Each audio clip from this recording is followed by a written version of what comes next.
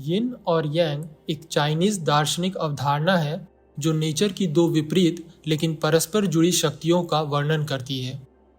यिन और यांग के deep symbolic meaning को समझना नेचर के बारे में हमारे विचारों को बदलते हुए यह जानना है कि किस तरह कुदरत परफेक्ट बैलेंस से बनी हुई है। इस वीडियो में हम यिन और यांग के डीप सिंबॉलिक मीनिंग को जानने की कोशिश करेंगे। यिन और यांग की अवधारणा का अस्तित्व इस बात से है कि ब्लैक एंड व्हाइट नेचर के दो विपरीत लेकिन एक दूसरे के पूरक फोर्सेस को डिफाइन करते हैं। चाइनीज कॉस्मोलॉजी के अनुसार यह ब्रह्मांड जिस भौतिक ऊर्जा से बना है वह यिन और यांग के चक्र में बंधकर जीवन और वस्तुओं का निर्माण करते हैं। जिस तरह आकर्षण और प्रतिकर्षण मिलकर यूनिवर्स को बनाते हैं, उसी तरह जीवन और मृत्यु, प्रकाश और अंधकार, सर्दी और गर्मी, पदार्थ और खालीपन, ये सभी यिन और यांग की अभिव्यक्ति हैं। यिन और यांग को पॉजिटिव और नेगेटिव, फेमिनिन और मैस्कुलिन या सॉफ्ट और हार्ड के रूप में भी बताया जाता है। यिन यांग के प्रतीक चिन्ह में एक सर्कल एक कर्व्ड लाइन के द्वारा दो भागों में बटी हुई है। इस सर्कल का एक हिस्सा ब्लैक है जो आमतौर पर यिन और दूसरा व्हाइट है जो यांग को रिप्रेजेंट करता है। ये दोनों हिस्से एक सर्कल को एक सीधी रेखा में दो भागों में बांटने के बजाय एक घुमावदार कर्व से एक दूसरे को अलग करते हैं, जो रिप्रेजेंट करता है कि यिन और यांग के बीच कोई एग्जैक्ट सेपरेशन नहीं है, बल्कि ये दोनों एक दूसरे में मिले हुए हैं। व्हाइट हिस्से में एक ब्लैक कलर का डॉट जबकि ब्लैक हिस्से में एक व्हाइट कलर का डॉट मौजूद है, जो रिप्रेजेंट करता है कि दोनों हिस्सों में एक दूसरे के बीज मौजूद हैं। यिन में यांग का अंश है, वहीं यांग में यिन का। फेमिनिन जो रिसेप्टिव और पैसिव फोर्स है उसे यिन यांग के ब्लैक कलर से, और मैस्कुलिन जो एक्टिव फोर्स और प्रोमिनेंट है उसे व्हाइट कलर से रिप्रेजेंट किया जाता है। यहाँ फेमिनिन या मैस्कुलिन का अर्थ मनुष्य के स्त्री या पुरुष होने से नहीं है, बल्कि फेमिनिन स्त्री के कैरेक्टरिस्टिक्स को बताता है जो पुरुषों से अलग है, जबकि मैस्कुलिन इसका उल्टा है।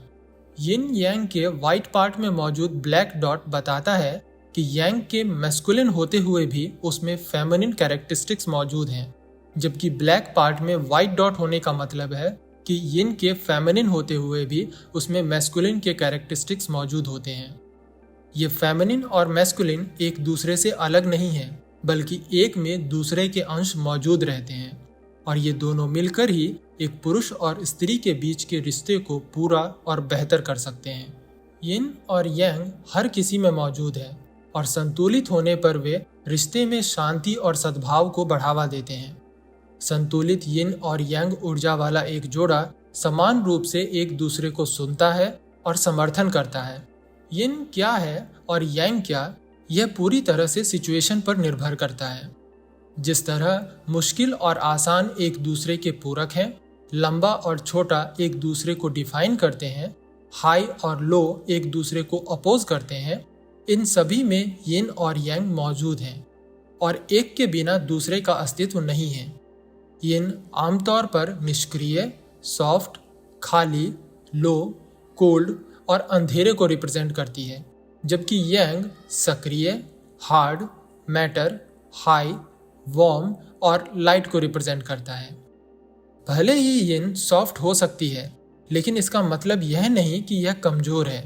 जिस तरह पानी सॉफ्ट होते हुए भी कठोर पत्थरों को काटकर अपना रास्ता बनाती है, उसी तरह यिन के गुण अपने आप में काफी महत्वपूर्ण हैं। इसे इस तरह समझ सकते हैं, नेचर में लाइट का मीनिंग तभी बनता है जब अंधेरा हो, अर्थात बिना यिन के यांग का महत्व नहीं रहेगा। इसीलिए ये दोनों मिलकर ही प्रकृति को संतुलित बनाए रखते हैं।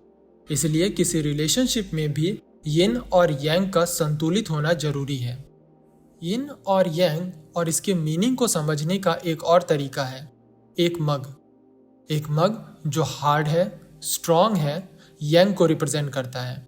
लेकिन यह मग तब तक किसी काम का नहीं जब तक यह अंदर से खाली ना हो, क्योंकि भरा हुआ मग अपने अंदर और लिक्विड को स्टोर नहीं कर सकता है। इसका खाली होना जरूरी है। यही खालीपन यिन को दर्शाता है। यिन और यांग नेचर में हर जगह है कुदरत के सभी जीवों में, सभी पदार्थों में, सब में। इन दोनों के परफेक्ट बैलेंस से ही नेचर को बनाए रखा जा सकता है।